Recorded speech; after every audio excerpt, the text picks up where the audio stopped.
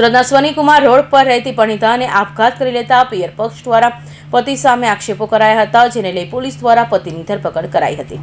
અશ્વનીકુમાર police પાસેથી મળતી માહિતી મુજબ મૂળ યુપીનો ને હાલ ફાટા ખાતે રહેતા રાહુલ યાદવને નોંધાયેલી ફરિયાદમાં જણાવ્યું હતું કે તેના જીજાજી જોગેન્દ્ર કુમાર પલધારી યાદવની કોઈ અન્ય મહિલા સાથે મિત્રતા હોય, જેથી બહેન કુસુમ સાથે અવારનવાર બોલાચાલીનો ઝઘડો કરી મારઝૂડ કરતા હતા અને જાનથી મારી નાખવાની ધમકી આપતા હતા અને ગત 16 ફેબ્રુઆરીના રોજ સવારના આશરે 7-8 વાગ્યાના સમયે ફરિયાદીની બહેન કુસુમ સાથે બોલાચાલી અને ઝઘડો કરી ગાળાગાળી કરી હતી।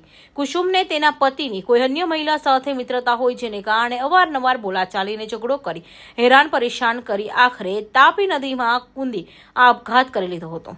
હાલ તો અશ્વનીકુમાર પોલીસે મૃતક કુસુમના પતિ જોગેન્દ્ર કુમાર પલધારી યાદવ સામે આપઘાતની દુષ્પ્રેરણાનો ગુનો નોંધી તેની ધરપકડ કરી વધુ તપાસ હાથ ધરી છે। Bureau report, Hind TV news, Surat.